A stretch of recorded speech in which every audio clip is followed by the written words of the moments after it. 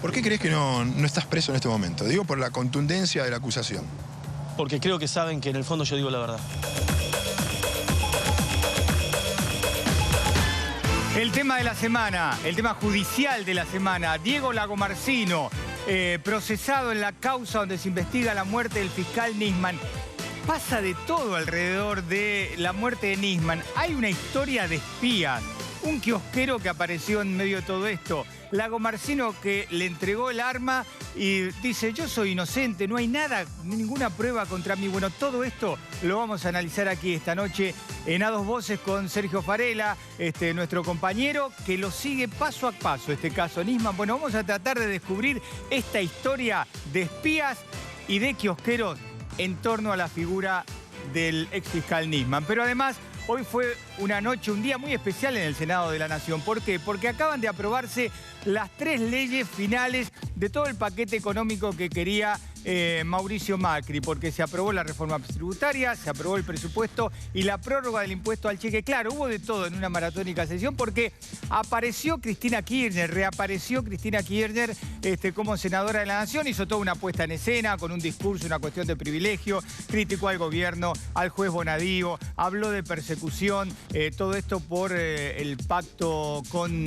Irán y después, por supuesto, llegó el momento de los discursos, pero hubo un clásico dentro del Senado de la Nación y uno puede decir, el clásico es entre el gobierno y Cristina. No, el clásico que vamos a vivir de ahora en más en el Senado es entre Cristina Kirchner y Miguel Pichetto. Cristina Kirchner con un bloque chico del Frente para la Victoria de 8 legisladores y Pichetto con un bloque peronista de unos 25 senadores, mucho más fuerte. Pero bueno, ese es el clásico que vamos a vivir en el Senado de la Nación. Pero además vamos a charlar esta noche en A Dos Voces sobre la economía que viene y sobre el país que viene. Va a estar con nosotros Guillermo Nielsen. Con él vamos a hablar de para qué sirven todas estas leyes que sacó Macri en el Congreso de la Nación. ¿Qué pasa con el dólar? Que sigue y sigue. Está en 18, casi 18,80 y el presupuesto lo marca en 19,30 para el año que viene. ¿Qué situación vimos en el país? Y además, ¿qué país vamos a encontrar el año que viene? Lo vamos a charlar con Julio Bárbaro, con Rosendo Fraga, aquí. Y por supuesto, además, en medio de todo esto, vamos a tratar el caso de Sampaoli, el técnico de la selección argentina, la doble moral de los argentinos. Pero por supuesto, Marcelo está de vacaciones, Marcelo Bonelli, hasta fin de enero, que descanse porque lo merece, pero acá estoy yo. Con Marina firme con nosotros, que nos va a acompañar durante todo este mes. ¿Cómo estás, Marina? ¿Cómo estás, Edgardo? ¿Todo bien? Todo bien. Vamos a estar hablando también de las vacaciones de los funcionarios, ¿eh? No solo los periodistas se toman vacaciones, lo que pasa es que los funcionarios tienen algunas restricciones, algunos detalles. Vamos a estar hablando de eso el día de hoy.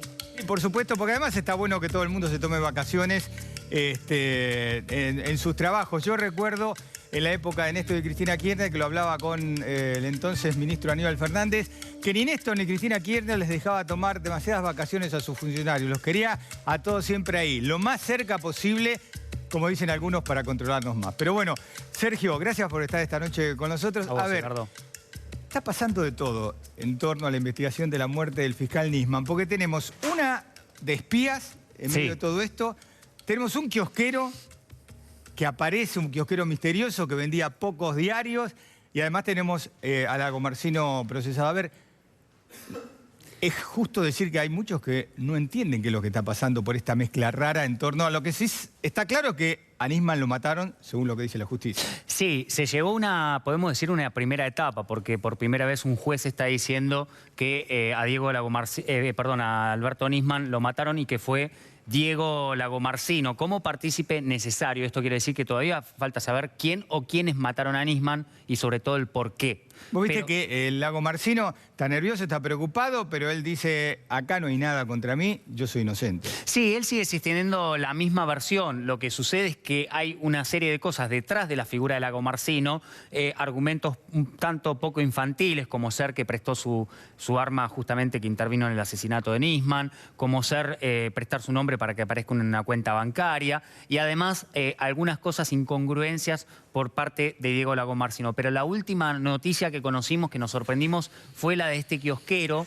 Es el titular de una parada de diarios que quedaba en la puerta de Le Parc, ahí en pleno Puerto Madero, Aimé Painé y Azucena Villaflor. Déjame preguntarte algo. A ver, yo he trabajado en un kiosco.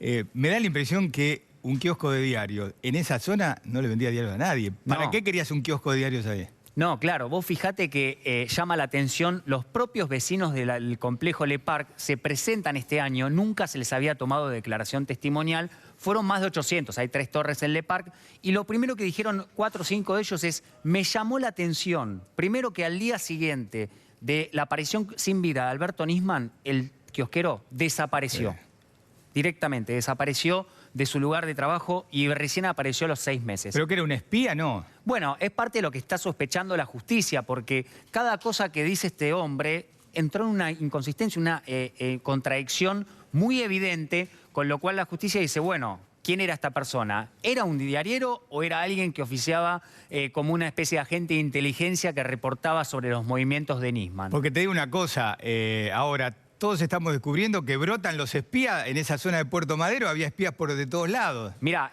la historia comienza sobre todo en esos días, más allá de que Nisman se codeaba con los servicios de inteligencia porque investigaba un atentado terrorista. Estiuso era el estrecho colaborador de Alberto Nisman. Pero el día 15 de enero, es decir, antes del fin de semana de su aparición sin vida, hay un corte de luz en Le Parc. No se registra en la empresa prestataria, pero sí hay técnicos que asisten al complejo. No me digas que eran espías los técnicos también. Bueno, están bajo esa sospecha. Entonces, lo que dicen, fuimos y manipularon las cámaras de vigilancia, con lo cual se restituyó el código de seguridad.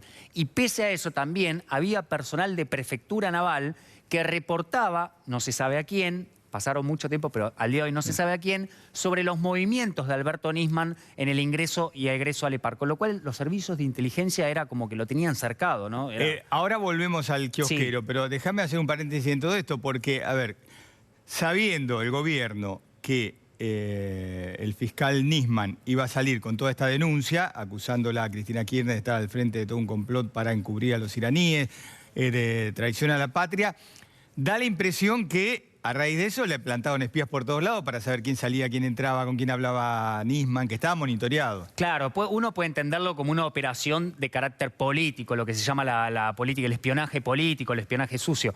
Pero, bueno, lo cierto es que sucedía. Era tal el nivel de obsesión que tenía Nisman por aquel día, el cuidado, que el juez lo señala en su resolución. Estuvo trabajando todo el fin de semana en su departamento, no salió de ahí, con las cortinas cerradas. Por eso llama la atención sobre la seguridad informática. Ahí entra uno de los puntos débiles de Diego Lagomarsino, que es su especialidad, un técnico informático. Pese a eso, había varios francos débiles en la seguridad informática de Le Parc, sobre todo en el departamento de Nisman. Bueno, ¿no? volvamos al kiosquero misterioso que vendía pocos diarios y revistas. Sí, fíjate lo que dijo Alfredo, es su nombre. Primero dijo que no lo conocía a Nisman. Dijo, yo nunca supe quién era, ni sabía quién era él. Eso es lo que dice Alfredo en su declaración.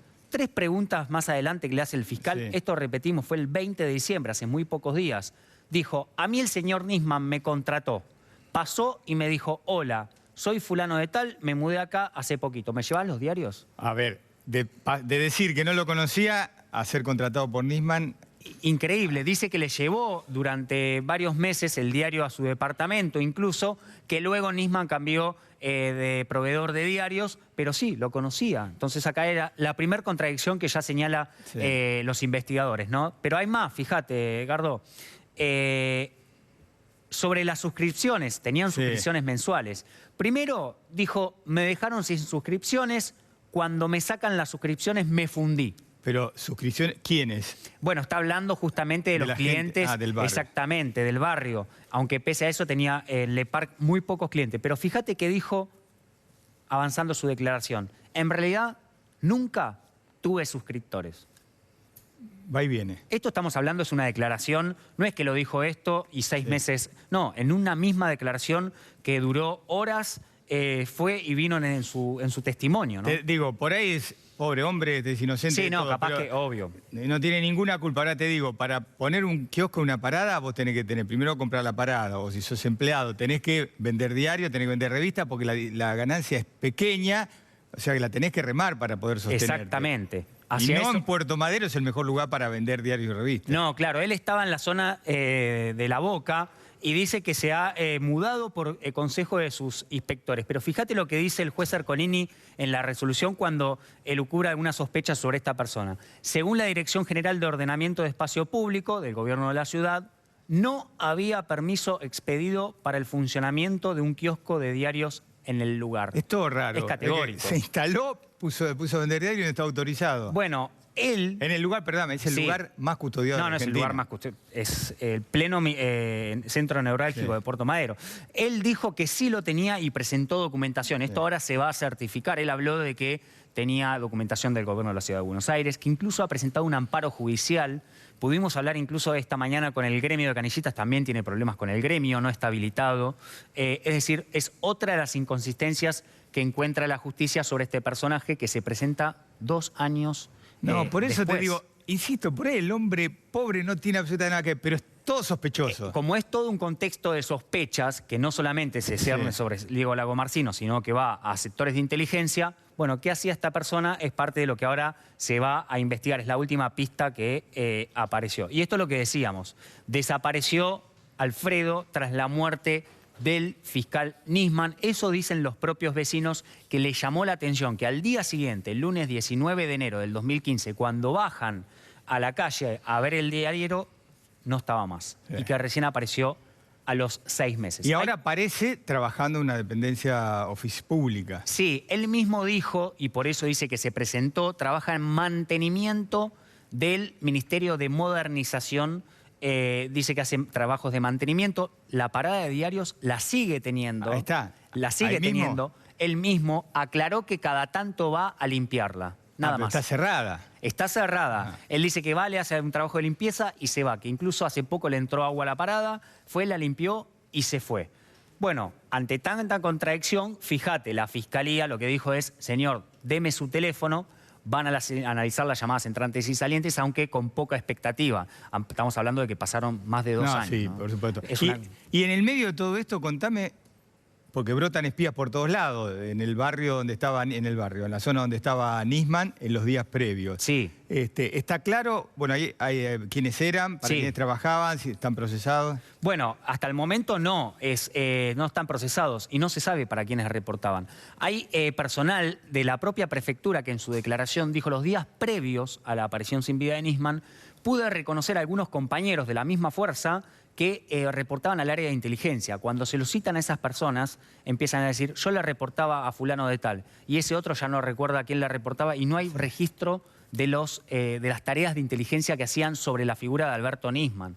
Con lo cual, la sensación que te da en toda esta trama, Edgar, es que uno va tirando de la piola hasta que llega un determinado momento y ahí se corta. No se puede avanzar más porque pasa todo esto. El paso del tiempo también atenta, han pasado más de 2 años, se perdió prueba importante que no se hizo en su determinado momento, una de ellas la más de sentido común, como es la declaración de todos los vecinos del EPARC, que recién se lo citó 2 años después. Sergio, para cerrar el tema, ¿por qué no le contás a la gente, si vos tenías que dar 3 o 4 claves del procesamiento de Lagomarsino? Bueno, una es la persona que el rol que tuvo solamente es aportar esta arma amiga, le llama el juez, y fíjate lo que dice en su resolución. Diego Lagomarsino conocía dónde estaban las cámaras de seguridad, a los custodios de la Policía Federal que tenía Alberto Nisman y al personal de seguridad de la empresa de vigilancia privada del EPARC. Es decir, tenía el acceso franqueado, tenía el acceso seguro al departamento de Alberto Nisman. Era la persona que podía entrar con un arma, con la cual luego se cometía un asesinato, y tras el asesinato plantear o simular un suicidio. Imagínate que si uno puede plantear, bueno, hubiesen utilizado un arma particular de los asesinos, lo mataban y se iban. Ya de movida ibas a saber que se iba a investigar homicidio. Sí. Bueno, acá confundieron a la opinión pública, sostenida, según dice el juez, con el relato de algunos funcionarios públicos de ese entonces. Y habla de un plan previamente acordado con los asesinos. El rol de Diego Lagomarsino fue introducir solamente el arma y luego sostener a rajatabla la teoría del suicidio. A tal punto... Lo que pasa, perdón, después tenés que comprobar todo esto. Sí, claro, lo que pasa que acá uno es la prueba, te tiene que incriminar a vos, ¿no? Vos no tenés que demostrar que sos inocente, sino que la justicia tiene que demostrar que vos sos culpable.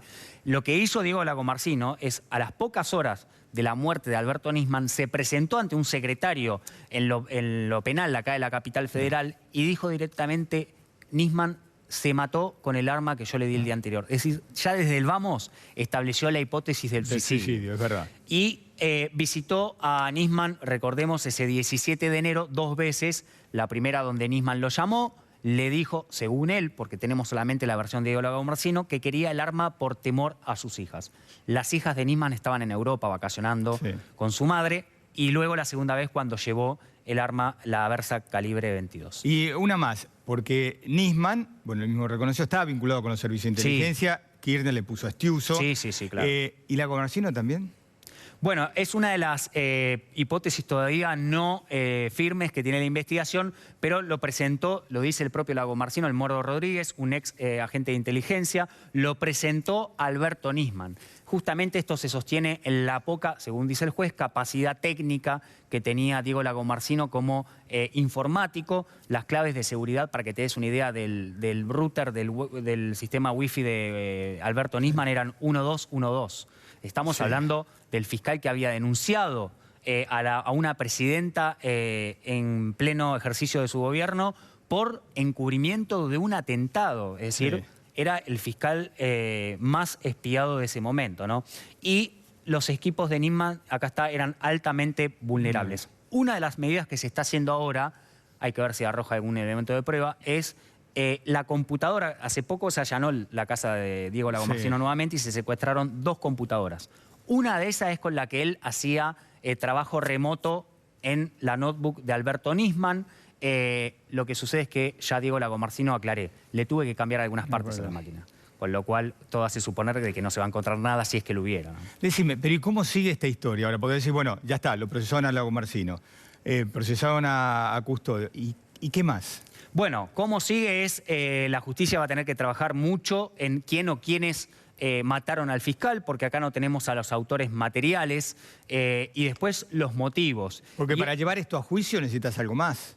Sí, claro. Yo creo que va a ser una causa que va a tener un papel protagónico ya directamente en instancia de juicio oral y público. Hay cosas que todavía quedan en la nebulosa. ¿Por qué los primeros peritos que intervinieron a poco de la muerte de Nisman hablan de una hipótesis más firme de suicidio y 2 años después otros profesionales también capacitados como la Gendarmería Nacional dicen no, contundentemente esto fue un homicidio y hablan de golpes, de sustancias que han ingerido como ketamina, cosa que 2 años antes no lo habían hecho. Por eso todo eso hace a uno dudar sobre, bueno, ¿qué pasó? ¿Por qué en su momento no se dijo? ¿Estaban coaccionados por los funcionarios de ese momento? Nadie lo sabe. Sergio, gracias por habernos acompañado esta noche con nosotros. Bueno, Sergio Farela es uno de los periodistas que más sabe en torno a la causa Nisman. Pero te decíamos al comienzo de A Dos Voces que hoy fue un día maratónico en el Senado con el debut de Cristina Kirchner y que hubo un clásico, hay un clásico en el Senado que uno puede pensar es el gobierno contra Cristina, no, es Marina... Cristina contra Pichetto, Pichetto contra Cristina. Sí, Cristina contra todos, básicamente. Tuvo algunos cruces con Pichetto. Por supuesto, se veía venir, ¿no? Se habían excluido mutuamente de los bloques. Hubo cruce con Pichetto y hubo también cruce con la vicepresidenta de la Nación, a la que le toca presidir el Senado, con Gabriela Michetti. La dejó extenderse más de lo que dice el reglamento en este primer discurso de Cristina como senadora. Sin embargo, no pudo evitar el cruce. Tenso momento entre la vicepresidenta y la expresidenta. Las cuestiones de privilegio tienen 10 minutos. Bueno, y le he dado casi 9 más. Yo le voy a pedir algo, señora presidenta. Tanto que reclamaban mi presencia en la Comisión de Presupuesto y Hacienda y además han hecho un módico tratamiento de las normas. 10 minutos más o 15 minutos más para una cuestión tan importante. Me parece, no les voy a demandar demasiado tiempo. Simplemente, sí, si me permite... No, pero permítame, senadora, acá hacemos cumplir el reglamento y si yo después le doy a usted 30 minutos, imagínese que tengo 30 minutos para todas las cuestiones de privilegio. Así que si puede redondear, le agradecería. Bueno, vamos a redondear, señora presidenta. ¿Qué oposición quiere el gobierno? Lo dice el presidente, lo dicen todos. Usted lo dice acá. Hay que ver si ya quiere discutir todo. Sí, voy a discutir todo, señora presidenta. ¿Sabe por qué? Porque para eso me votaron. Porque es posible que a usted, al presidente y al oficialismo no le guste el tipo de oposición que nosotros hacemos. Bueno, pero yo quiero decirle algo. A mí no me gusta el gobierno que ustedes hacen. Y no por eso va a dejar de ser presidenta usted ni presidente Macri. Van a seguir siendo presidente, vicepresidente. No me gusta nada su gobierno. Bueno, como vemos, Marina, va a ser un triángulo, ¿no? Cristina Kirchner, Pichetto la vicepresidenta de la Nación, Gabriela Michetti, y eso es lo que vamos a tener el año que viene, fuertes cruces en el Senado de la Nación. Le agradecemos a Guillermo Nielsen que nos acompaña esta noche. Con él vamos a analizar lo que puede pasar con todas estas leyes, este paquete que Macri quería sacar y sacó, pero también lo que puede pasar con el dólar, con el aumento de tarifas. Y también está Rosendo Fraga y está con nosotros junto a Rosendo Fraga, Julio Bárbaro. Con ellos vamos a analizar también lo que le puede esperar a este país después del fin de año que vivimos, después de la violencia que se instaló alrededor del Congreso, todo lo que viene en un año que no es electoral, pero que es un año muy importante. Así que todo eso esta noche aquí en A Dos Voces. Nielsen, bueno, lo salvé. No es que usted tenga la bola de cristal. Yo iba a empezar por ahí. Pero si usted yo tiene no la la bola traje. de cristal... Yo no la traje. Pues la si bola de cristal no la traje. y no... Me dijeron que me siente acá, obedezco, y está la bola de cristal está apagada, porque nadie... arriba de la grieta, además. A ver, arriba de la grieta, es verdad. Pero bueno, no por ahí claro podemos que darle un poco. Que nadie tiene la bola de cristal en este país porque todos los temas son recurrentes. A ver, Macri logró las leyes que quería. Sí. Hoy presupuesto 2018, reforma tributaria, prórroga del impuesto al cheque, había tenido ya el pacto fiscal, la ley de responsabilidad fiscal y la reforma previsional. Sí, un cierre de año a toda orquesta. ¿Ya no hay excusa entonces para el gobierno en materia económica?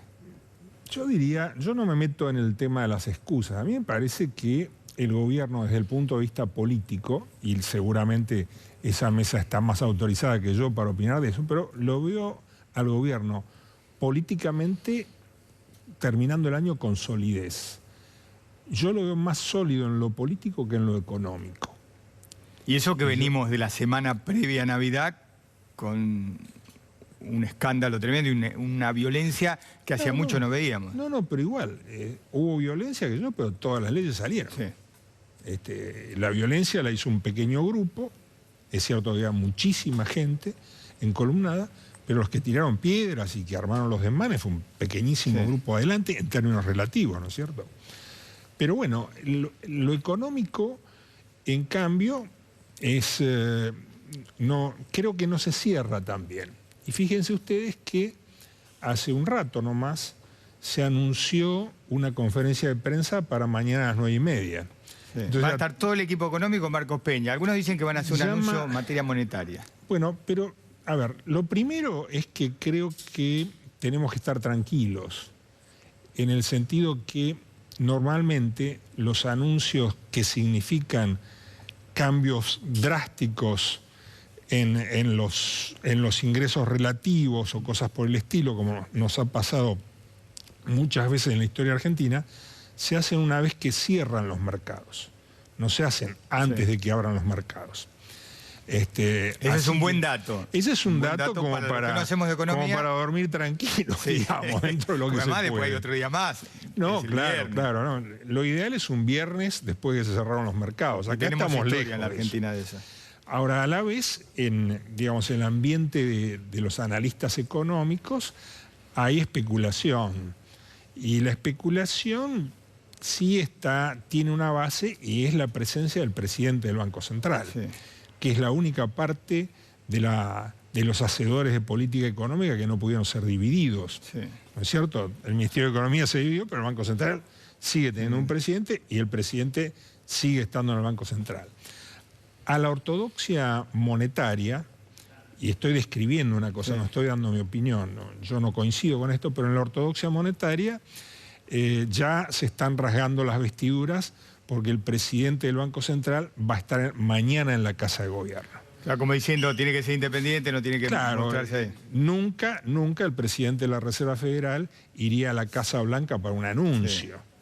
¿No? Ese es un contraste muy fuerte. Por más que sean del mismo tinte político. Y además porque venimos de 2, 3 semanas, tal vez un poquito más, donde hay información muy contradictoria, hay señales de un avance del ala política sobre el Banco Central.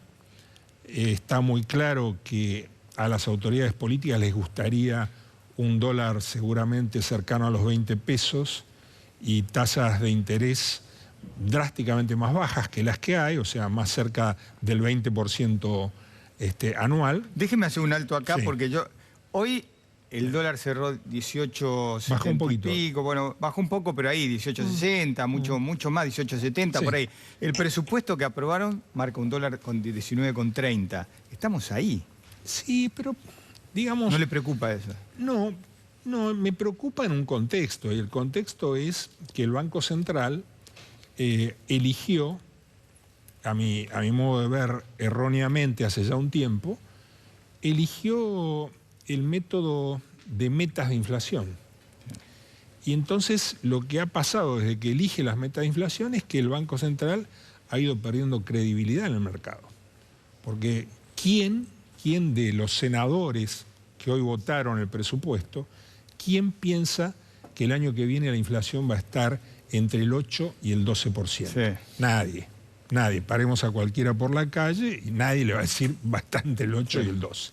O sea, el Banco Central, lamentablemente, al haber elegido metas de inflación, en un momento de muy alta inflación, en un momento de gran distorsión de precios relativos, con tarifas muy atrasadas, con luchas salariales y negociaciones salariales, lo que ha hecho es meterse en un encajonamiento donde tenía todo para perder.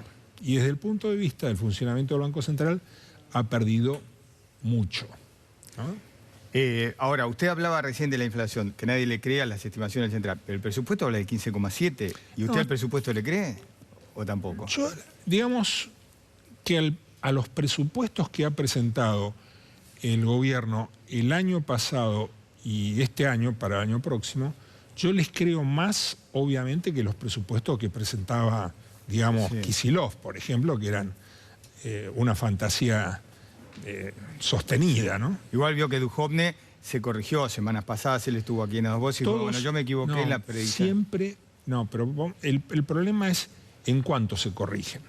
Siempre diciembre tiene ese decreto donde se ajustan distintas partidas, la mayoría sube, algunas bajan, pero siempre en diciembre se cumple con ese ritual porque los funcionarios públicos no pueden gastar algo que no está presupuestado. Entonces hay un ajuste presupuestario siempre en diciembre. Pero no hay que creer que porque sale eso es una autorización y se va a gastar más, ¿no? Eso ya está gastado. Está gastado. Hay un emprolijamiento administrativo, que es otra cosa. Pero son presupuestos más creíbles, básicamente son presupuestos más creíbles. Nielsen, bueno, yo lo metí derecho con el tema de las leyes que salieron esta noche. Usted decía, bueno, el gobierno tuvo todas las leyes que realmente quería. Quiso. Pero ¿cómo llega la economía a fin de año? Porque bueno, ahí estamos. Yo le diría que hay que ver cómo se resuelve esta contradicción con el Banco Central. Hay dos posibilidades. Si se da esto, tenemos dos escenarios. Un escenario donde todo siga inercialmente como viene ahora, o sea, tasa alta, el dólar un poquito más tonificado, pero nada del otro mundo.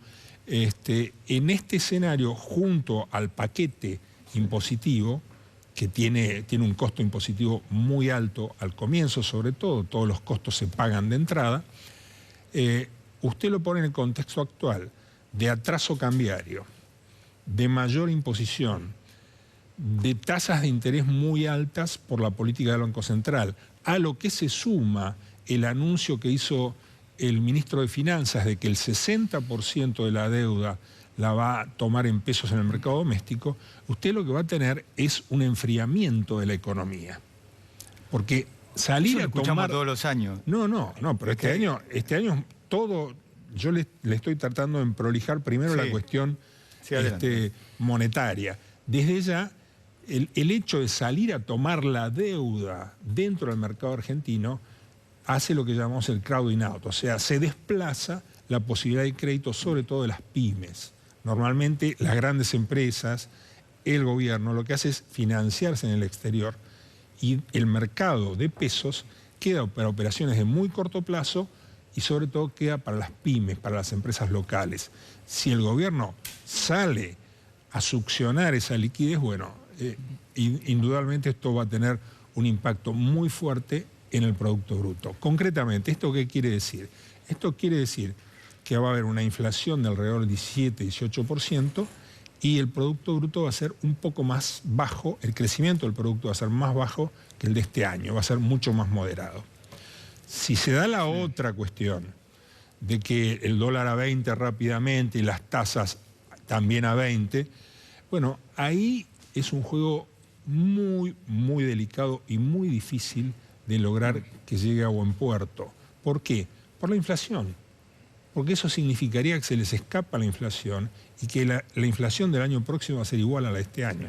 Fíjese usted, un 5% de aumento en el tipo de cambio y ya se está hablando del aumento de las naftas. Bueno, pero ¿cuántas veces lo charlamos acá con usted, con Marcelo? Sí, usted por dice, supuesto. pero que siempre le pregunto lo mismo. Aumenta el dólar en este país y lo trasladan inmediatamente. Aumenta Sí. un peso en 2 semanas. ¿Por qué es el tema? ¿Es por los inversores? ¿Es por las empresas que compraron? ¿Es por el turismo? ¿Qué razón hay? No, la razón es que en nuestra cabeza el peso no es reserva de valor.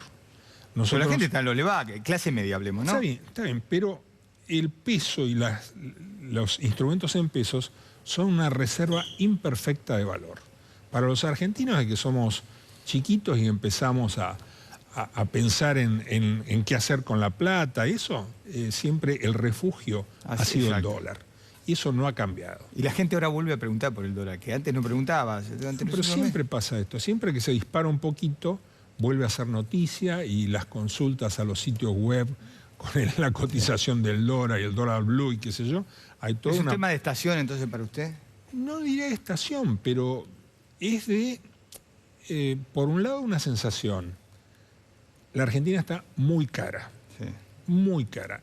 Los datos del déficit comercial son realmente preocupantes, no son datos para tomar livianamente. La economía ha funcionado y tomando deuda gracias a que el mundo está inundado de liquidez. La situación internacional que estamos viendo hoy, que beneficia a la Argentina, que permite seguir financiando esto, es totalmente distinta a la del 2001. Es totalmente distinta a todo lo que hemos vivido antes. Tenemos unos niveles de liquidez absolutamente exuberantes en el mundo. Entonces, Argentina, este año que termina, se dio el lujo de colocar un bono a 100 años de plaza. Está bien, una tasa alta, pero un país que no es ni siquiera investment grade se dio el lujo de colocar un bono a 100 años. Sí, que Cristina Kirchner lo criticó de arriba abajo. Bueno, en fin, sí. Acá hablamos de eso en su momento, sí. No vale la pena volver sobre eso. Nielsen, el dólar, como en los niveles que está, subiendo todos los días un poquitito, ¿va a golpear la inflación de diciembre y también la de enero? Sobre todo la de enero. Yo lo veo golpeando más que nada la de enero. El diciembre ya está jugado. Sí. Me parece que, salvo que haya un aumento de combustibles esta noche o mañana, me parece que todo esto se traslada a enero. Bueno, ahora vamos a seguir con el tema de inflación, porque Marina tiene preguntas que aparecen en las redes con un tema, porque muchas de las cosas que estamos hablando le tocan de cerca a la clase media, Marina. Y sí, Edgardo, porque me parece que uno de los temas de este año 2017, sin lugar a dudas, para la clase media fueron los créditos UVA. Entonces la pregunta es en el 2018, no solo si se ven afectados por el dólar, sino si van a seguir en este volumen en el que se entregaron durante 2017. Bueno, desde mi punto de vista, uno de los errores de política monetaria de este año que termina es el impulso dado a los créditos hipotecarios. Desde ya hay una demanda contenida de créditos hipotecarios, de acceder a la vivienda propia. Eso es muy entendible. ¿Qué es lo que no, desde mi punto de vista de hacer política económica, no es comprensible?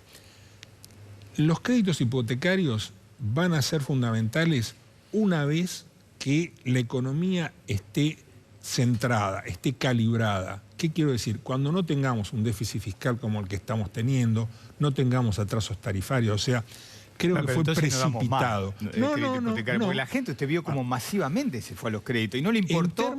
En términos reales, el crédito hipotecario subió un 44% este año. Sí. Ahora, en esto hay que ser muy prudentes. Tenemos que recordar la experiencia propia, de no hace tantos años atrás y tampoco fue tan importante, y también la experiencia internacional. Son créditos de largo plazo, se está jugando con riesgos de muy largo plazo. Me parece que lo correcto es propiciar este tipo de créditos cuando hay un horizonte más sólido hacia adelante. Pero mire cómo será, ya lo dejo seguir explicando el tema, cómo será la desesperación de mucha gente que prefirió ir a estos créditos hipotecarios y quedar atado a inflación, a cómo está el costo de vida, antes que seguir pagando alquileres muy altos. Digamos, no le importó el riesgo. Bueno, pero eso, ¿O me equivoco, eso que humanamente es comprensible desde el punto de vista de política económica y de un Estado que tiene el deber de usar materia gris y de pensar, es un error. Nosotros tenemos que crear las condiciones como para que la gente viva tranquila, no que esté frente a la resolución de algunos de los desequilibrios que todavía tenemos, que muchas familias en el futuro estén pasando malos momentos. Esto ya lo vivimos. Bueno, a propósito de eso, mire... Recuerde la 1050, por ejemplo. Nosotros vivimos esa época. Ahora, yo le voy a contar, le voy a decir lo que me contó una persona, no tiene nada que ver con la política, nada, pero fue a sacar un crédito hipotecario sabiendo los riesgos. O sea, que me dijo, bueno, en definitiva, si todos los que sacamos el crédito hipotecario quedamos ahogados, claro, va a salir el gobierno, el Estado y nos va a salvar. Y va a tirar algún salvavidas. Sí. Bueno, son salvavidas que siempre cuestan hacia adelante, ¿no? Ahora, ¿qué aconsejaría usted con relación a los créditos? Yo aconsejaría meterse en un crédito hipotecario si la relación cuota-ingresos del grupo familiar no supera el 10%, que es muy bajo, normalmente se habla de un 25%. Sí, claro. Yo creo que corresponde que las familias sensatamente tomen sus precauciones, porque está bien, el UVA es mejor desde el punto de vista de la cuota que algunas experiencias anteriores. O sea, sí, el UVA modera la disparada en las cuotas, que antes era un problema muy serio. Pero hay un segundo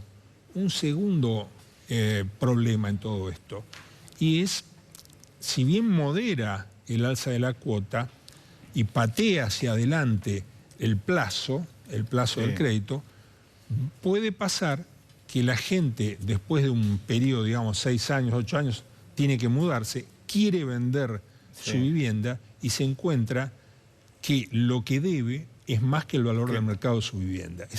Es una cosa, sí, se moderó, ha pasado alguna vez se en moderó este el riesgo cuota, pero esto también aumenta el riesgo relación préstamo valor de la vivienda. Pues se queda sin nada en definitiva, porque la deuda que tiene... Pero diferido en el tiempo. Sí. Pero bueno, estas cosas hay que pensarlas, estas cosas hay que explicarlas, lamentablemente no se están explicando bien.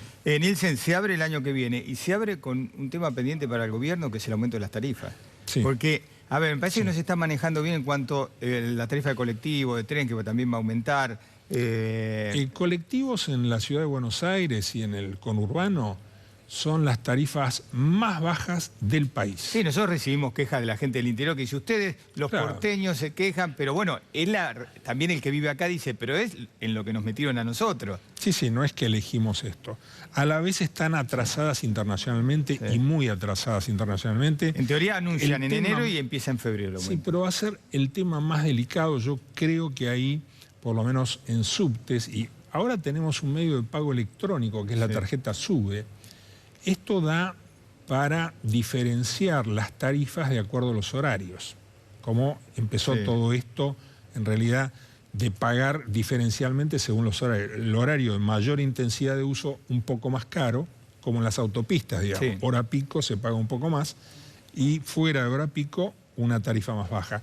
Creo que el gobierno tiene que buscar un mínimo de creatividad, pero a la vez tiene que ir acercando el precio del transporte a niveles más razonables. Porque fíjese que estamos hablando de colectivos y de subte, sí, y no hablamos de trenes.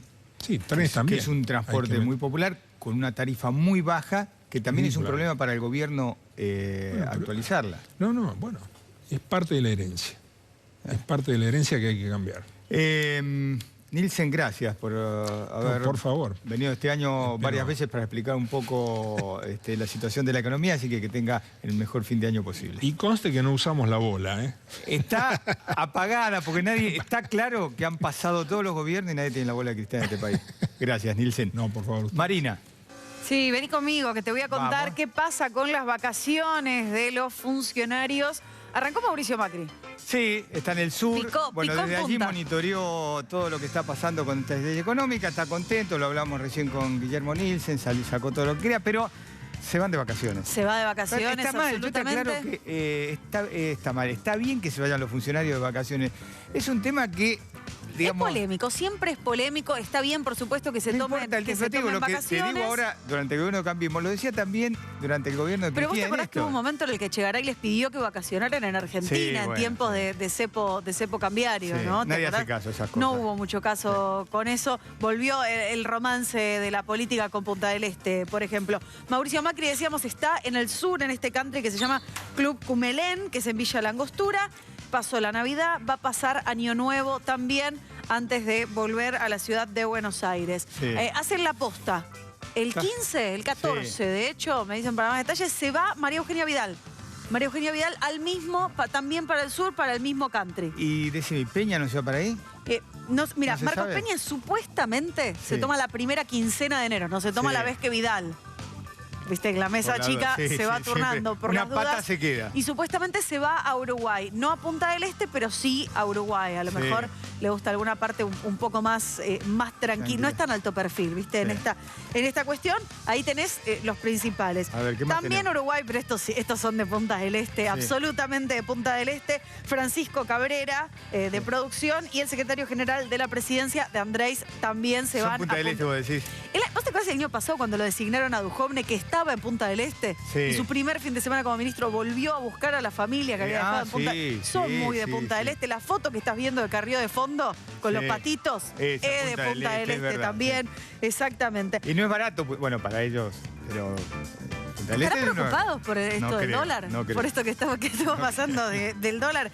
Rogelio Frigerio Sí, se va anda. a Villa Paranacito, que es su ciudad claro, natal. es Sí, Entre Ríos. hace un módico, un tranquilo, bajo perfil también. Patricia Bullrich. A ver, ¿dónde va Pato Bullrich? Va a estar lejos de la mirada pública, porque es un campo que se llama Granja Grande, en Los Toldos, que aparentemente mirá vos. es de su familia, de la familia Bullrich. Sí. Va a descansar ahí. Después tenés Andrés Ibarra, me dicen una playa cerca de Chapadmalal. Mirá vos, bajo perfil también. Sí, pero, Yo me lo pero imagino en pienso, otro lado, es sí. Mar del Plata cerca de Chapadmalal. Siguiendo un poco ya te vas para otro lado. No, a ver, ¿Será Mar del Chapadmalal Plata, mismo? Chapadmalal, Miramar. Claro. No sé qué puede haber No en hay- el medio. En el medio no hay, Bueno, no hay playas demasiado. agrestes. No. ¿Se dice así? ¿Qué sé yo? Bueno, Elisa Carrió dicen que se va a tomar enero, no quiere decir cuándo. Hizo un video por su Después cumpleaños. termina apareciendo en Punta del Este. ¿Viste esas siempre. vueltas además de la vida que Elisa Carrió cumpleaños el mismo día que Julio Bebido? Sí. Cosas No. que pasan. Hizo un video de cumpleaños con Sí. ya verano, con un bretel así Y medio por a ella le suelto. gusta mucho y dijo, el sol. nos vemos en marzo. Carrió era un clásico de Punta del Este, pero, Sí. pero alejado de la zona, en la zona más vieja de Punta del Este, en la zona de la punta. Igual Nadie tiene que cuidar quiere la salud, decir Carrió, si va a pero estar bueno, ahí. está El pedido de Mauricio Macri fue que estén cerca. Que estén cerca, que nadie se descuelgue con una vacación demasiado me dicen lejos. que cerca de Chapadmalal hay una playa Mirá, y que ahora me olvidé el nombre. Marayuí. Marayuí. Así me dice la producción. Manden fotos de Manden Marayuí, fotos, si ya te van a pueden, decir por manden las redes fotos. sociales. Sí, en 2 minutos. Pero aparte Ahí lo me van busca la producción me porque van nos a mandó al decir de frente a todo, nosotros. Me van a decir de todo por no haber sabido que eso No, existía. y para Pido mí también. perdón, manden fotos. Mirá que yo tengo familia de político en Mar del Plata y me van a decir de todo. ¿Puedo Si decir tiene fotos e razón, invitaciones? si no tiene razón la producción, nos van a hundir a nosotros Vamos a dos, que quedar, fuimos lo que dijimos. vamos a decir los nombres de Bueno, los que lo están soplando. todo- ¿y por te quedó supuesto. alguno más? No, estos son los que se saben. Sí. Los demás que se van a tomar vacaciones, yo te lo prometo. Pero han sabido que no se sepa todavía. Bueno, ya vuelvo, ¿eh? Porque Dale, tenemos acá te mucho más. espero. Tenemos la bomba de las 11, tenemos ¿Vas Tino a y ser puntual Gargamusa. hoy que estás solo? Vamos a hacer puntual. Pero ahora me voy a hablar con Julio Bárbaro y con Rosendo Fraga. Gracias por acompañarnos. Han estado gracias varias por veces invitarme. este año. Hablamos de Nielsen, de la economía y todo, pero ¿qué país termina? Así que empezar teniendo en cuenta todo lo que pasó, ¿no? La violencia de vuelta en el Congreso de la Nación. Julio Bárbaro, un lugar que usted habitó en un momento de su historia política. ¿Cómo terminamos? Termina bien porque ganó el peronismo democrático, que es el que hereda el abrazo del general Conbalví. O sea, el último Perón es democrático. Y eso es lo que expresa Pichetto. Lo otro es lo que expresa Cristina, que hoy lo volvió a formular. O sea, es un discurso que termina en una derrota. Una derrota 54-14 es el comienzo. Yo, como digo, hace 4 años que el poder de Cristina era el gobierno, perdido el gobierno se va disolviendo, los desertores son mayoría. Entonces, en ese sentido, se presenta, todavía no está organizado, pero hay una opción peronista dentro de una lógica democrática. Eso me parece importante. Rosendo, otra vez hablamos del peronismo como ariete, ¿no? Bueno, a ver, yo creo que hay... es decir, lo más positivo es decir, este es un gobierno no peronista que no tiene mayoría en ninguna de las 2 cámaras, que tiene solo 5 de 24 gobernadores, aunque sean gobernadores de distritos importantes. Sin embargo, en estas condiciones lo que estamos viendo, a diferencia de lo que ha pasado con otros gobiernos no peronistas, ¿no es cierto?, que se han aprobado un conjunto de leyes importantes para el gobierno, incluso algunas impopulares, como la reforma previsional, y que el peronismo acompañó la gobernabilidad. Y esto me parece que es lo más importante y positivo. Ahora, creo que hay una contracara, que es la que estamos viendo en este momento en la pantalla. Por eso, ¿hay lugar para la violencia todavía en este país? Que es la irrupción de la violencia política, 14 y 18, no fue un solo día. Yo tengo la impresión que así como se consolida una gobernabilidad oficialismo-oposición, hay sectores minoritarios, lo podríamos llamar una oposición dura. Ojalá me equivoque, pero creo que esto que vimos el 14 y 18 no van a ser hechos aislados. ¿Usted piensa lo mismo, Julio? Yo creo que son hechos aislados. Que básicamente la propuesta del kirchnerismo era Venezuela. Si el drama es que terminamos en una situación donde lo económico parece la única variante de la democracia. Es decir, en la Argentina la economía da miedo. Hay una concentración que no terminamos de discutir.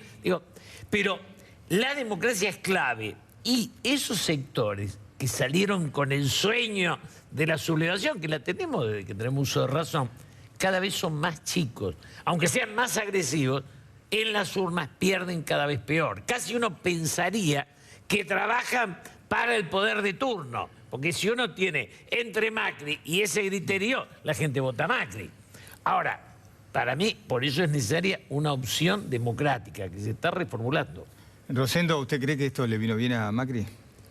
Mirá, yo creo que no. Se asustó. No es que yo creo que se haya asustado, ¿no es cierto? Fíjate que 2018, la prioridad del 2018 en la política externa de Argentina es la cumbre G20.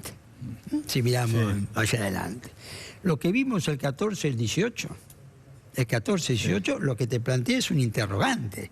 Es que uno pensaba que iba a pasar algo con la Organización Mundial de Comercio. No pasó nada. Y no pasó nada, en realidad pasó con la reforma al día siguiente, sí. Pasó exactamente al día siguiente. Creo que el gobierno tiene que también revisar todo su enfoque en materia de seguridad pública. ¿Viste? Yo creo que acá hay un equívoco. Esta idea de que el 18 la represión estuvo bien y el 14 estuvo mal, yo creo que el gobierno la tiene que revisar porque si no se está confundiendo. El 14 hubieron 9 hombres de la Fuerza de Seguridad heridos. El lunes hubo 88. ¿Viste? El jueves, 45 detenidos. El lunes hubo 70. 15 heridos entre los manifestantes el jueves, 74 heridos el día lunes. Cuidado que, ¿no es cierto? Acá estamos, yo el gobierno tiene que revisar esto. No hay que subestimarlo ni sobreestimarlo. Coincido que son sectores minoritarios, pero cuando la política baja a la calle, ahí hay que tener cuidado, porque esos sectores minoritarios se potencian. Ahora, Rosendo, el tema grave no es el gobierno. La instalación de una idea de seguridad es la democracia. Si lo toma el gobierno como gobierno, tiene una debilidad estructural. La Argentina necesita, en temas centrales, un gran acuerdo nacional. Que este es el debate de fondo, porque, digamos, cuando hicimos lo de la Moncloa, el otro día salió Durán Barba y dijo, eso no sirve. Digo, hay un grupo de gente que juega al conflicto, que dicen, acá hay que derrotar al pasado, y hay otros que pensamos que la Argentina necesita un encuentro. Con las fuerzas democráticas, lo de hoy, de los 54, quiere decir que la democracia va mucho más allá del macrismo. Mira que yo tengo cada vez más diferencias con el gobierno, pero el apoyo a la democracia es otra cosa, ¿eh? El tema es si se puede mantener en el tiempo este acuerdo entre los gobernadores peronistas y el gobierno. Acá había cosas que confluyeron para que todo salga así, la necesidad de fondos frescos de los gobernadores, no estar ahogados, y digan, bueno, nosotros danos algo y nosotros también te damos. Digamos, ¿cuánto más se puede extender en el tiempo eso? A ver, yo tengo la impresión que, me parece, que esto te despeja el 2018, lo que acá se discutió. No te despeja el 2019, que es un año de elecciones, y ahí habrá que discutir de vuelta. Pero mi impresión es que en los grandes temas te despejó el 2018. Digamos, el peronismo se va a preparar en el 2018... Es más que el peronismo, porque usted me hablaba de lo importante que fue el peronismo. De Pichetto. Digamos, el peronismo fue Menem y fue Kirchner. Ya no fue nada, digamos, entre los dos extremos. Eso entran todas las ideologías del cosmos. Yo creo que hay que reformular un proyecto. Nosotros necesitamos un frente amplio, donde haya peronistas, donde haya socialistas, parecido a lo que tiene Uruguay o Chile. Ya no es el peronismo solo. Me parece que eso hoy está vacante, que es el espacio de la oposición democrática. Ahora, ¿ustedes lo ven a Macri impulsando una cosa así? ¿O Macri es mucho más pragmático? Si necesito tal ley, negociemos esto. Tiene dos salidas. O lo llama por grandeza o lo llama por necesidad. Pero convocar a la unidad va a ser imprescindible. A ver, yo creo que el gobierno podría analizar un pacto de la Moncloa, podría analizar ampliar su coalición, ¿no es cierto? Hacer una coalición permanente más amplia para no tener que estar negociando caso por caso. Pero, ese es mi punto de vista, lo veo al gobierno más inclinado a la discusión del caso por caso que a un acuerdo amplio, que a una ampliación de la coalición. En general, los presidentes de este país a veces le han escapado eso porque les da como un signo de debilidad ir a tener que buscar un acuerdo. No hay nada que sea más fortaleza que convocar a la unidad nacional, porque es lo que tenemos como ausencia en Argentina. Me parece que el problema que hubo en estos últimos tiempos es que el gobierno apostó a sacarse el Parlamento de encima.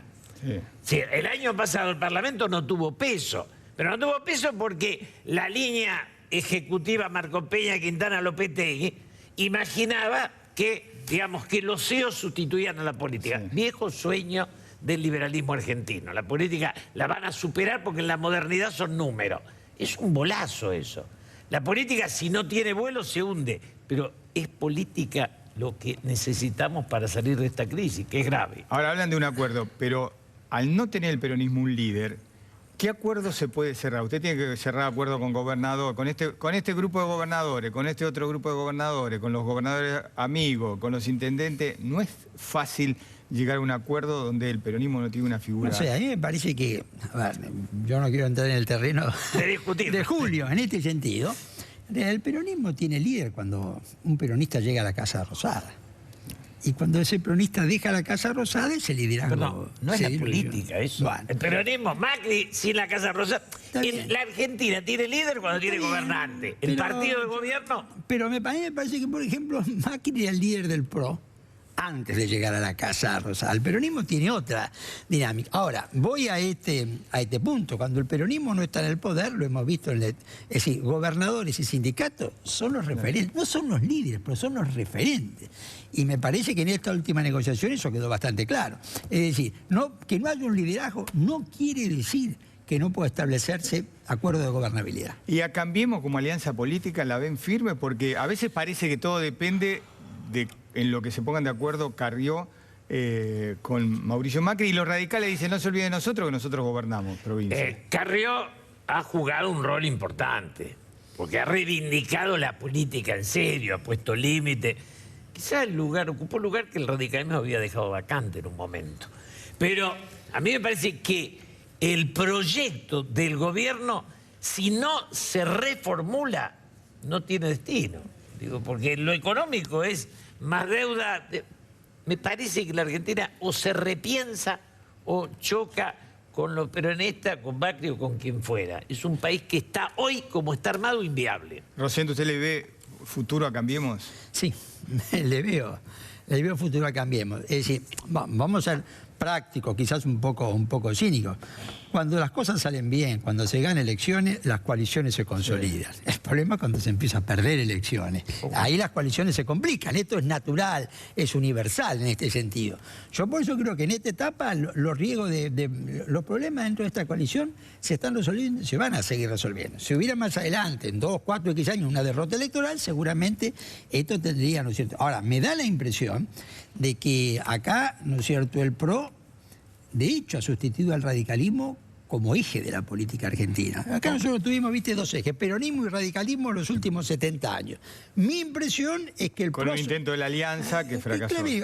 Bueno, pero que tenía como eje el radicalismo. Sí. Me parece que ahora el eje es el PRO, no el radicalismo. Me parece que se ha rearmado un bipartidismo diferente al que teníamos antes. Y esto le veo más carácter de permanente que de transitorio. Pero el tema de la pobreza en la Argentina, que llevamos 4 décadas, salimos de un 5 y estamos arriba de un 30. Si ese dato concreto el gobierno no lo altera, la política termina en crisis. Y me parece que ese dato no se altera por la vía que hoy tiene la economía. Eso está más allá de lo que era Cristina, pero más allá de lo que se formula hoy como propuesta. O sea que la política de subsidiar a todos esos sectores bolsones de gran pobreza en el país se tiene que mantener. Y peor, o nosotros recuperamos lo productivo sobre lo comercial, hoy lo comercial se impuso sobre lo productivo. Y esto es complejo, ¿eh? Yo no creo en la izquierda o la derecha, pero una concepción de sociedad. Hoy la balanza de pago es una muestra, una foto de una idea del mundo que falla. Bueno, mira, yo creo que acá hay un debate que no lo queremos enfrentar en esta cuestión. Es decir, es cierto, nosotros hemos duplicado en 30 años el porcentaje de pobreza, pero hemos duplicado el gasto público al mismo tiempo como porcentaje del PBI. Del 22 estamos en el 44. ¿Y acá es donde viene? Es decir, este es un caso bastante único, el de la Argentina en los últimos 30 años. Duplicar pobreza y duplicar gasto público al mismo tiempo. Bueno, esta es una discusión que hay que afrontarla en este momento y plantearlo en estos dos términos. Porque si nosotros hubiéramos duplicado el gasto público y hubiéramos bajado la pobreza y mejorado la igualdad, es una opción. O viceversa, hubiéramos bajado a la mitad el gasto público para una etapa transitoria. Pero el punto acá, creo que es la gran cuestión. El gasto público es muy alto y la pobreza es muy alta, ¿no es cierto? Hay una concepción económica que es suicida. Somos el único país del mundo que retrocede. Desde haber destruido el ferrocarril en más, hemos hecho cosas que cuando las miramos han sido absolutamente demenciales. Compramos la modernidad y caímos en el atraso. Y una cosa llama la atención. Y un temita que nos cuesta asumir. La concentración económica es muy grande. Mientras la ganancia no tenga límite, tampoco lo va a tener la miseria. Y esto parece que de esto no se habla. Porque los que se quedaron con el pedazo grande de la torta no permiten que esto entre en discusión. Una pregunta más para los dos. ¿Y qué rol le ven a Cristina Kirchner el año que viene? En medio de todo esto, bueno, ya esbozó ella con esto. Dijo, el discurso de Cristina Kirchner, nosotros somos la oposición y vamos a seguir siendo este tipo de oposición, la que está mostrando en este momento el kirchnerismo. Dale. Tipo de oposición que es tan de izquierda que es la minoritaria, punto. Se sale por esa puerta, se va a la nada. Toma todos los que lo hicieron y ahí terminaron. Seguro. No tiene que ver con el poder. ¿Rosendo? Bueno, yo creo que el kirchnerismo es un fenómeno político en declinación. ¿Viste? Son procesos. ¿Viste? La política no cambia drásticamente, es evolución. Ahora, me da la impresión que lo que ella plantea es ser una expresión política de esa oposición dura que estamos viendo. Esa oposición dura, que hoy no tiene poder parlamentario, que no tiene gobernadores, pero que te está llevando a la calle. Bueno, Néstor Kirchner dijo que el eje de todo era ganar la calle siempre. Bueno, y Cristina mantiene eso. O no perder la calle, porque era gobierno, no sé si... ¿Entendés? Pero me da la impresión que ella lo que se ubica es como una expresión política de esa oposición dura. En la Argentina, lo que se gana en la calle se pierde en la urna. Y eso es desde hace mucho tiempo. Gracias a los dos que tengan buen fin de año. Igualmente. Marina, a ver, noticias vinculadas con los derechos humanos. Sí. Y hay una que es una muy buena noticia porque en menos de un mes o en un mes se recuperaron a 2 nietas, ¿no? Sí, Abuelas de Plaza de Mayo anunció que mañana va a tener una conferencia de prensa para dar la noticia, los detalles de la restitución de identidad de una nueva nieta, número 127. Esa, por sin lugar a dudas, es una buena noticia y se da en un día muy complicado, en un día en el que los organismos de derechos humanos están en reclamo y movilizados porque se le concedió la prisión domiciliaria a Echecolás, condenado en infinidad de causas durante la última dictadura, incluso algunas anteriores. Echecolás tiene 88 años, sufrió un accidente cerebrovascular. En esto justifican la prisión domiciliaria. No es la primera vez que se le había dado y que luego se le revocó.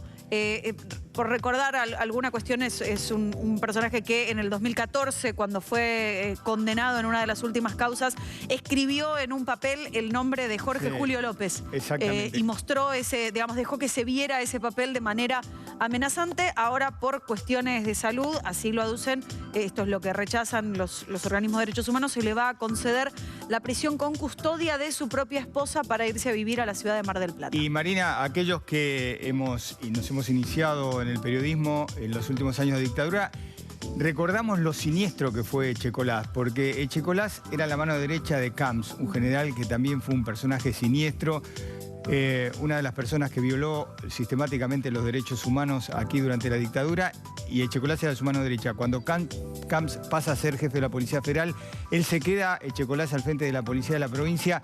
Estuvo bajo su mando campos sangrientos de detención y de que ha sido desaparición de desafiante personas. en todos los procesos judiciales que se han llevado que nunca se en arrepintió su de contra. nada.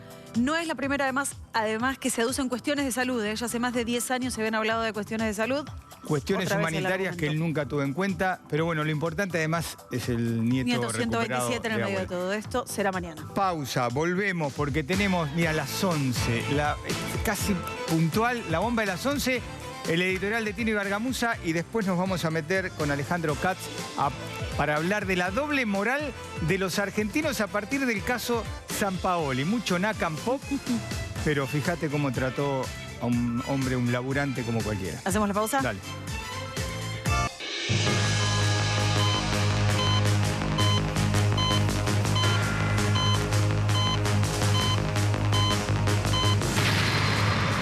Bueno, ahí está la bomba. 23:05. Te digo una cosa, podríamos haber sido más puntuales, fue por culpa mía porque me extendí con algunas cosas. No pasa nada, está perdonado. Se acabó el romance. Se acabó el romance. Mirá que hay muchos romances. Hay muchos romances políticos. Sí, pero es entre hombres. Hay también, claro. Es el romance... Yo hablo de afinidades. No, es el romance entre los tres jefes de la CGT o entre los sindicalistas y el gobierno de Mauricio Macri. Porque había romance cuando empezaban a tratar todas estas leyes que tenían que salir y dijeron, bueno, tenemos un acuerdo con la reforma laboral. El paro que se fue posponiendo. Exactamente. El romance parecía que andaba, también estaban metidos en medio de esos romances los gobernadores. Pero bueno, ¿qué pasó? Apareció la reforma previsional, todo lo que vimos.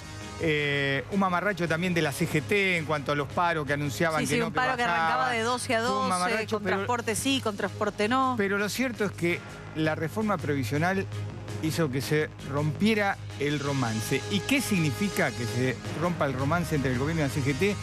Que la reforma laboral, yo te digo que no solamente está en el freezer, le veo un futuro muy complejo. ¿Por qué?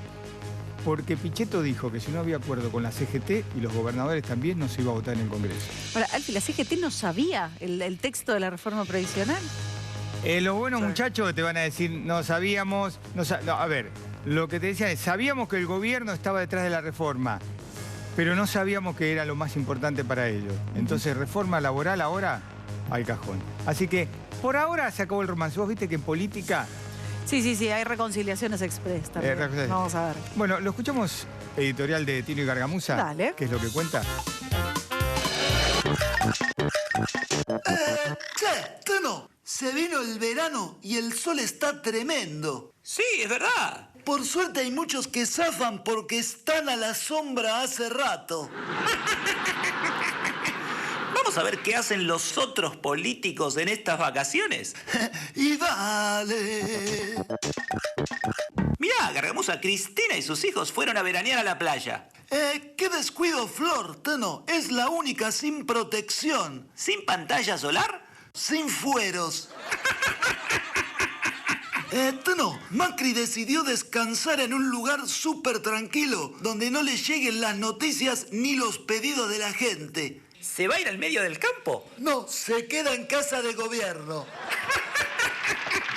Che, qué raro los Rodríguez con la guita que tienen. Para estas vacaciones no salen de San Luis. Porque ellos creen que el mundo termina ahí. Buenas. ¿Qué haces, Honorio? Bien.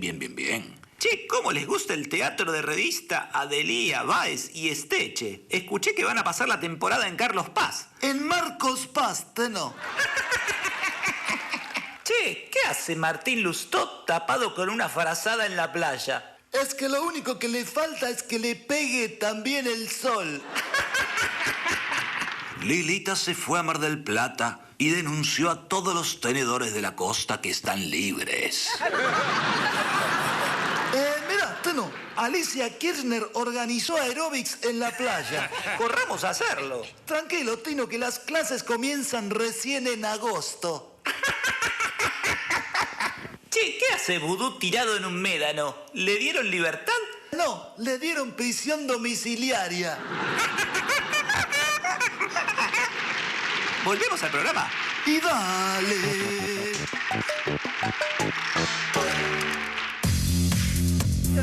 Sí, no, Honorio, es muy grande. Te copiaron un poquitito, ¿no? Los chicos de Tino y Gargamusa, la temporada de verano de los políticos. ¿Viste? Un gran logro de la producción fue haber incorporado este año, el 2017, a Tino y Gargamusa. Vos estás de balance de fin de año. Pero bueno, ¿viste? siempre yo no me di cuenta que... Está bien, es el último programa del año, es cierto, Bueno. es cierto. Estamos entre tantas cosas, hay tantos temas que uno se olvida, pero claro, estamos en el último programa del año. Nos metemos con Sampaoli, el técnico Dale. de la selección, y este papelón mamarracho. ¿Vemos primero el video? Dale. ¿Vemos primero lo que pasó? Y contanos qué pasó.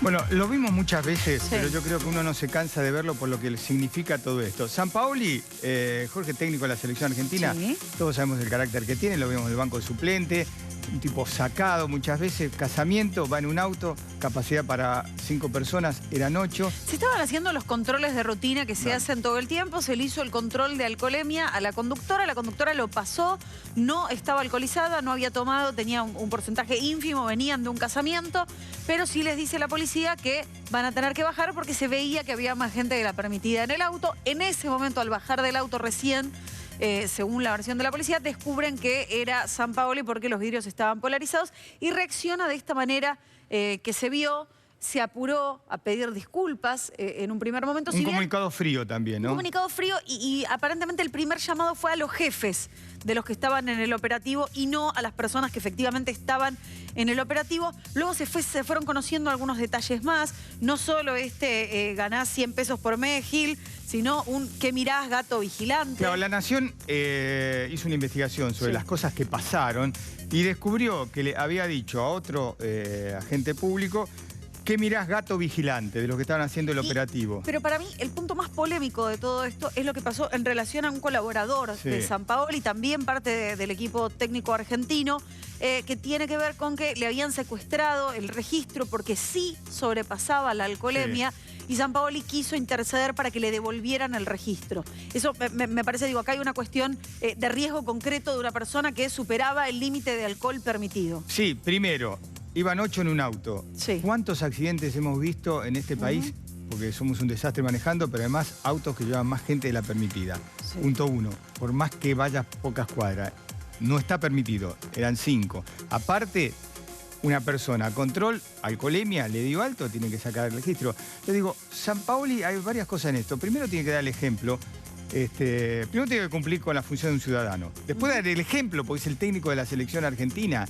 Y después, si vos tenés durante tu vida un discurso NACAM Pop, no podés decirle a una persona: ganás 100 pesos por mes, Gil. Digo, a nadie se lo puedes decir. Bueno, seas NACAM Pop o no seas NACAM Pop. ¿Qué pensamos muchos, Edgardo, cuando escuchamos este discurso que involucraba plata, que quizás había habido algún intento digamos, básicamente de soborno? Desde la policía desmintieron absolutamente esta cuestión, dijeron que esto nunca estuvo en cuestión, pero uno se pregunta, ¿por qué están hablando de dinero? ¿Qué tiene que ver el dinero en esta situación? ¿Será que hubo una oferta que no se aceptó? No, bueno, lo negaron absolutamente. Hubo este pedido de disculpas que muchos consideran frío, que muchos consideran insuficiente. A mí me llamó la atención, en serio, que primero se hubiera comunicado con los jefes Totalmente y que por lo menos en un principio no hubiera hablado directamente con las personas del operativo. Pero, ¿qué quiere decir que para Sampaoli el que gana poco en este país es un boludo y es un gil? ¿De qué pozo salió Sampaoli para decir estas cosas? Primero que no las tiene que decir nadie. Pero vamos a escuchar la disculpa de Sampaoli en Chile. Dale. Yo creo que fue un hecho totalmente menor, que fue solamente una discusión que no terminó más que una discusión, pero ya te digo, lamentablemente hoy se valoriza mucho todo ese tema. Hoy estamos en una sociedad de mucha división, de mucha envidia, de ver cómo al otro le va mal. Bueno, ya estamos con Alejandro Cat. Alejandro, gracias por estar esta noche con nosotros. Yo quiero que sea un poco el detonante para charlar de la doble moral de los argentinos, lo que pasó con Sampaoli, ¿no? Porque es una persona con un discurso nacional Nacan Pop y resulta que termina denostando al laburante que está cumpliendo con sus funciones. Digamos, esta doble moral, a mí me da la impresión que es común en la Argentina. Bueno, a mí me cuesta extender lo anecdótico para convertirlo en una teoría. Digo, del caso pasar a la teoría me resulta difícil. Creo, sin embargo, que el episodio yo no lo había visto en televisión hasta que ustedes lo pasaron ahora.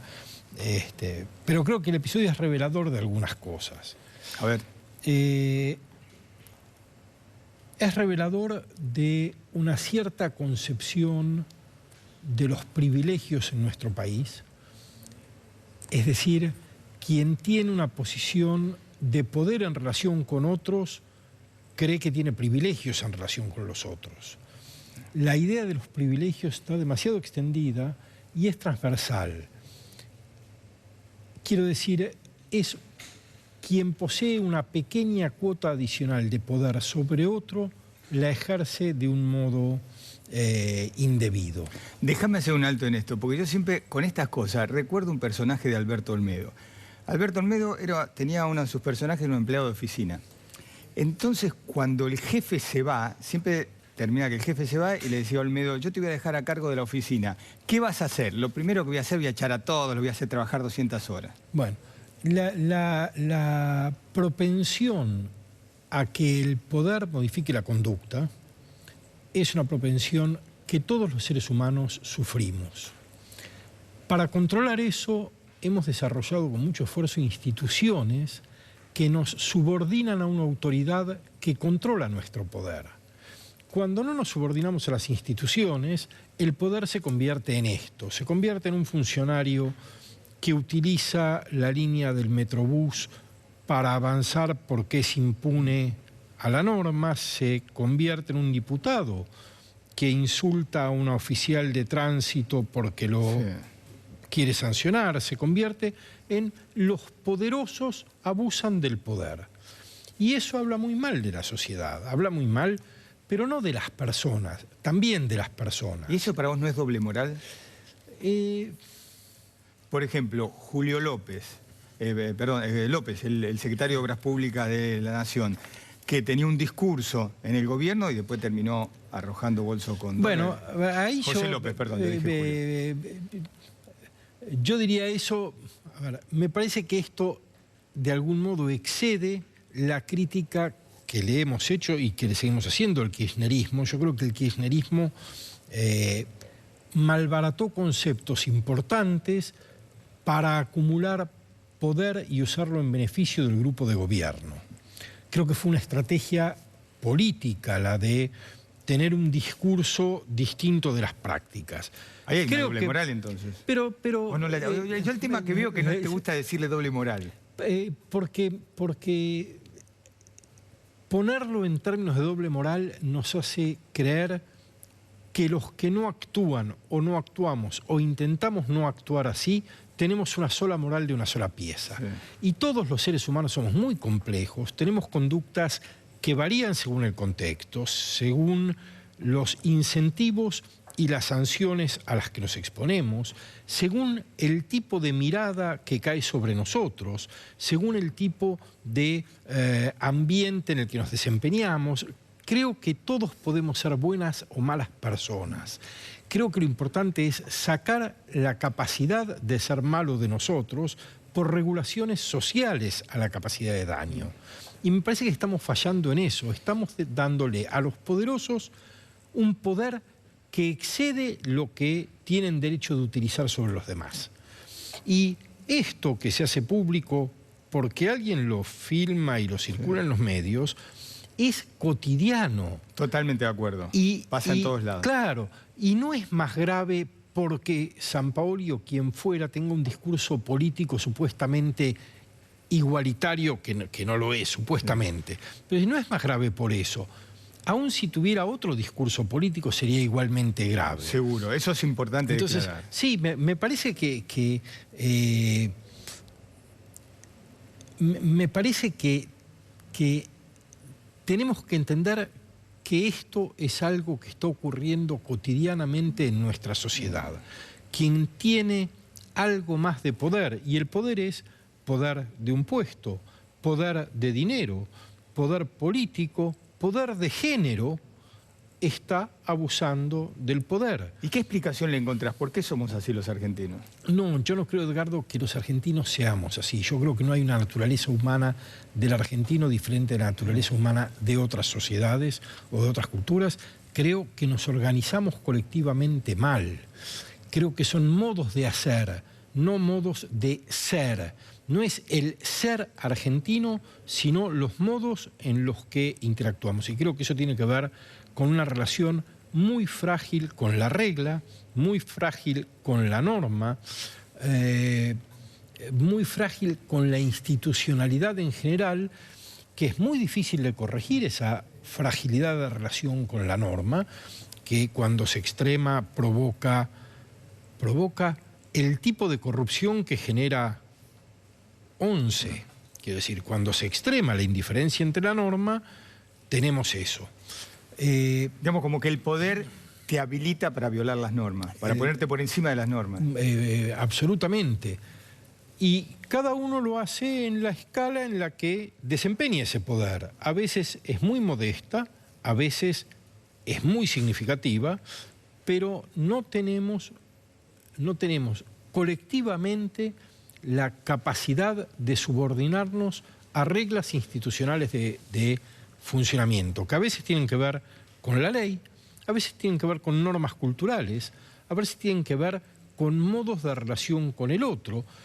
Yo no quiero decir que todo es lo mismo, pero es una ciudad, la de Buenos Aires, en la que el automovilista no deja el paso al peatón, en la que, quiero decir... Sí, es así, Buenos Aires. Quiero decir, es esto lo que vemos. El automovilista que no le deja el paso al peatón está utilizando el poder de su coche contra alguien indefenso en relación con ese poder. Bueno, igual que Sampaoli lo hizo contra el policía de una pequeña ciudad santafesina. Ahora, Alejandro, vos fíjate siguiendo... Por supuesto, perdón, pero quiero decir, quien tiene un rol público, quien tiene responsabilidades, quien tiene mucha mayor responsabilidad que el otro. No igualo las responsabilidades, no, está claro. Pero hay algo en el acto que sí es equiparable. Porque vos fíjate, hablamos lo que pasa acá en Buenos Aires, donde nos movemos nosotros en la zona metropolitana, pero si vos vas al interior, la historia argentina nuestra, de políticos con mucho poder que se convierten en déspotas, en tiranos. Así es. Sometiendo al que está debajo. Son regímenes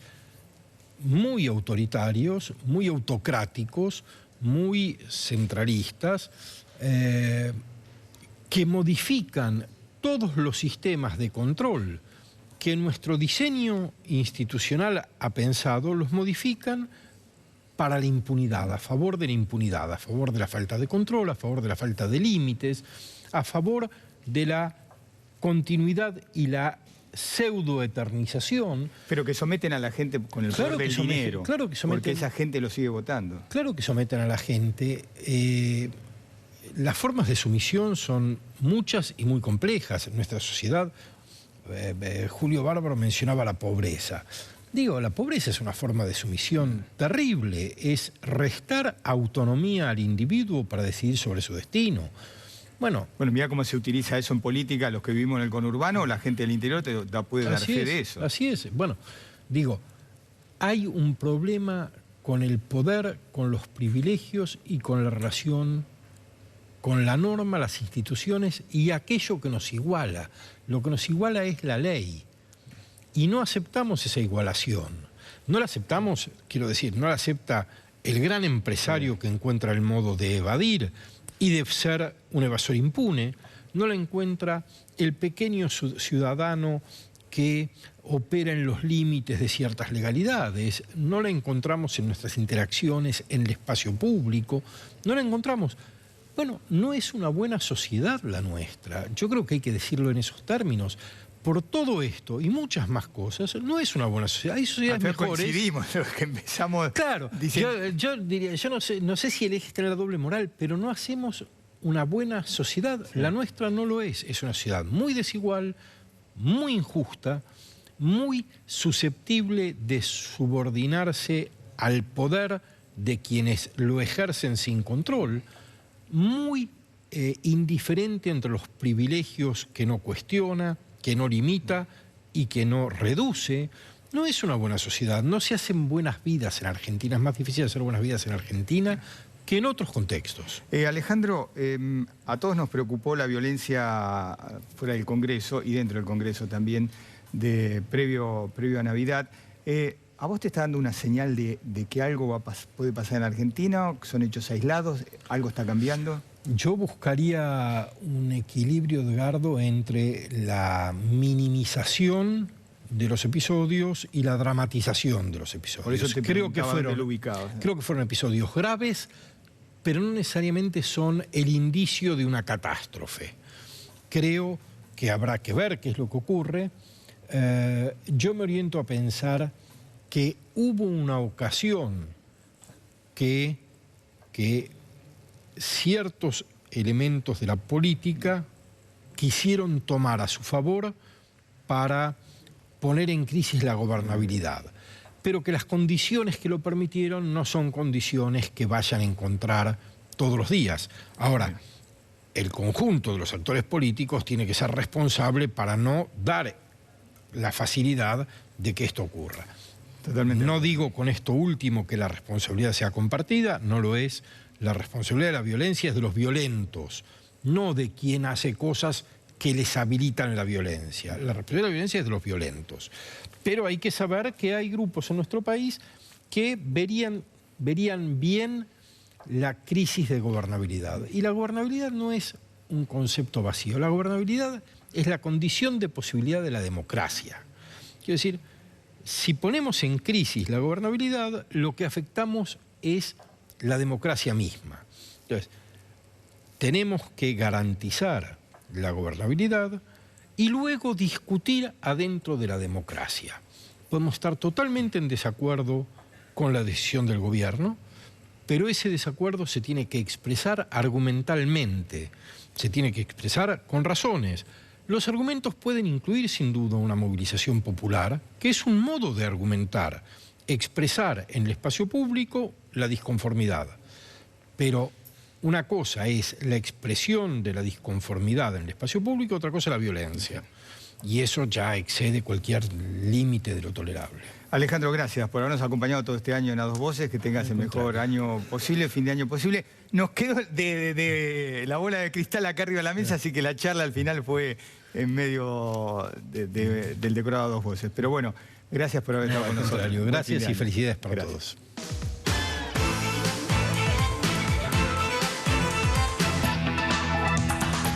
Bueno, el cierre del programa, pero recordamos mañana conferencia de prensa, todo el equipo económico. 8:45 de la mañana, decimos todo el equipo económico. Esto quiere decir Nicolás Dujovne, que es el ministro de Hacienda, Caputo, que es el ministro de Finanzas, viste que esto es el Ministerio de Economía de dos cabezas, Marcos Peña y Federico Sturzenegger, que es el presidente del Banco Central. A muchos les hace ruido esta presencia, pues se supone que hay independencia en el Banco Central, y además Federico Sturzenegger viene muy presionado. Después de haber ganado todas las batallas del año, ahora viene bastante presionado.